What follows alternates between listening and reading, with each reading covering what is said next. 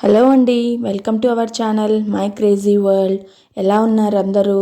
నేనైతే చాలా బాగున్నానండి.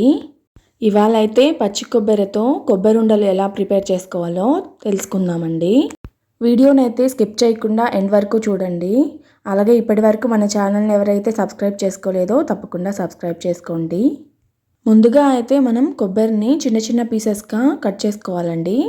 తర్వాత మిక్సీ జార్లో వేసేసుకొని ఫైన్గా గ్రైండ్ చేసేయాలి. ఈ విధంగా పీసెస్ చేసేసుకొని మిక్సీలో వేసేసుకొని మంచిగా బ్లెండ్ చేసేయాలండి. మరీ నున్నగా పట్టాల్సిన పని లేదు. మంచి హెల్తీ రెసిపీ అండి ఇది. పిల్లలైతే చాలా బాగా ఇష్టపడతారు. వాళ్ళకి స్కూల్కి స్నాక్స్గా కూడా పెట్టి పంపించవచ్చు. అలాగే ఈవినింగ్ కూడా ఇవ్వచ్చు. ఈ విధంగా అయితే చేసుకోవాలి. తర్వాత స్టవ్ ఆన్ చేసి ప్యాన్ పెట్టుకోవాలండి. అందులో ఒక 2 టేబుల్ స్పూన్స్ పైన నెయ్యి వేసుకొని అందులో మనం గ్రైండ్ చేసి పెట్టుకున్న కొబ్బరిని వేసి మంచిగా ఫ్రై చేసుకోవాలి. కొబ్బరి అనేది పచ్చి పోయే వరకు ఫ్రై చేసి అలాగే మంచి ఫ్లేవర్ వచ్చి కలర్ వచ్చే వరకు మనం బాగా అయితే కొబ్బరిని కలుపుకుంటూ మంచిగా ఫ్రై చేసుకోవాలండి. గోల్డెన్ బ్రౌన్ కలర్లో వచ్చే వరకు మనం బాగా ఫ్రై చేస్తూనే ఉండాలి. చూడండి, స్మెల్ కూడా బాగా వస్తుంది నెయ్యితో వేపుతున్నాం కాబట్టి. లో ఫ్లేమ్లో ఒక 10 to 15 మినిట్స్ ఫ్రై చేస్తే సరిపోతుంది. తర్వాత బెల్లాన్ని బాగా మెత్తగా దంచి పెట్టుకోవాలండి.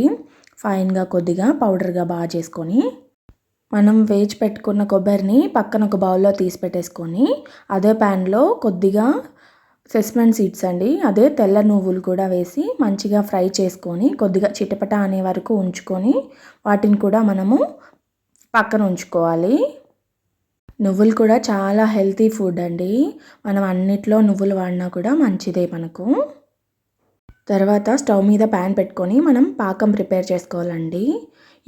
కొలత ఎలా తీసుకోవాలంటే మనకు 1 కప్ కోకోనట్ పౌడర్కి హాఫ్ కన్నా కొద్దిగా ఎక్కువ బెల్లం తీసుకోవాలి. సో నాకు 3 కప్స్ వచ్చాయి కోకోనట్ పౌడరు. సో అందుకని నేను 1.5 కప్కి కొంచెం పైన అంటే 2 కప్స్ పైన జాగరి అనేది తీసుకొని అందులో కొద్దిగా వాటర్ వేసుకున్నానండి.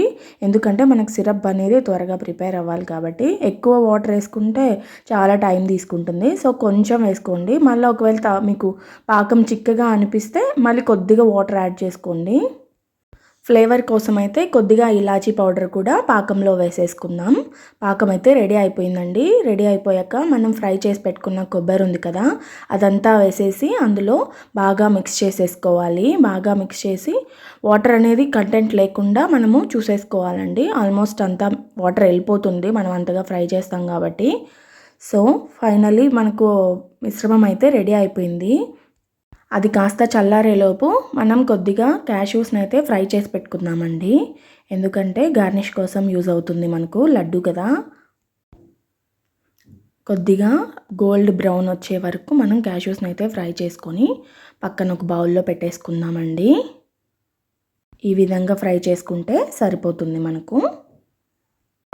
తర్వాత మనం పాకం చేసి పెట్టుకున్నాం కదా, అది మరీ ఎక్కువ చల్లారనివ్వకూడదండి. మరీ ఎక్కువ చల్లారనిస్తే గట్టిగా అయిపోతాయి. సో గోరువెచ్చగా మనం చేతితో తడుపుకునేలాగా ఉన్నంత వేడి వరకు తెచ్చుకున్నాక తర్వాత మనము లడ్డూల్లాగా ప్రిపేర్ చేసేసుకోవాలి. ఇది బెల్లంతో చేస్తున్నాం కాబట్టి మనకు చేయికి బంక తగులుకోకుండా లడ్డు చేసేటప్పుడు వాటర్తో టచ్ చేసుకుంటూ చేసుకోవాలండి. అప్పుడైతే మనకు చేతికి అంటుకోదు. చూడండి, లడ్డూలు అయితే ఎంత బాగా వచ్చాయో. కాస్త చల్లారనిచ్చామంటే బాగా లడ్డూలాగా అయిపోతాయి. సో చాలా బాగుంటాయి టేస్ట్. ఈ వీడియో కనుక మీకు నచ్చినట్లయితే లైక్ చేయండి, షేర్ చేయండి, అలాగే సబ్స్క్రైబ్ చేసుకోండి. Thank you for all your support.